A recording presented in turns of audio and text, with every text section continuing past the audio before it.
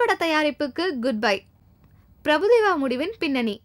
தென்னாட்டின் Michael Jackson Prabhudeva வெறும் dance மாஸ்டராக மட்டுமல்ல, இயக்குனராகவும் இந்தியாவை கலக்கியதை தமிழ் சினிமா சற்று பெருமையோடு ரசித்தது.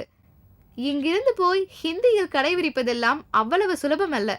அந்த பரீட்சையில் அள்ளி அள்ளி மார்க்குகளை குவித்த பிரபுதேவா பிறந்த இடத்திற்கு திரும்பி வந்ததும் ஒரு வகையில் நல்லதுதான். ஒரு கல்வி தந்தையுடன் இணைந்து சில படங்களை தயாரித்தார் மாஸ்டர். இதனால் பல தொழிலாளர் குடும்பமும் பிழைத்தது. ஆனால் வண்டியை சரியாக ஓட்ட வேண்டுமல்லவா? பல்லு போன ஆட்களை வைத்து பக்கோடா கட்டி வைத்தார். விளைவு தயாரிப்பு பணியில் பல கோடி நஷ்டம்.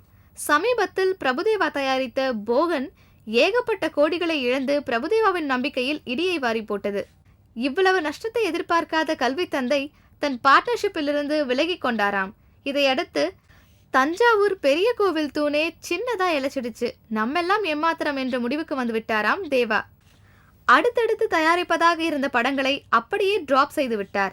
திடீரென கலர்ச்சி விடப்பட்ட இயக்குனர்கள் இந்த படுபாவி மட்டும் படத்தை நல்லா பண்ணியிருந்தா நம்ம பொழப்பு தப்பிச்சிருக்குமே என்று போகன் இயக்குனரை போற்றி புகழ்ந்து கொண்டிருக்கிறார்கள்.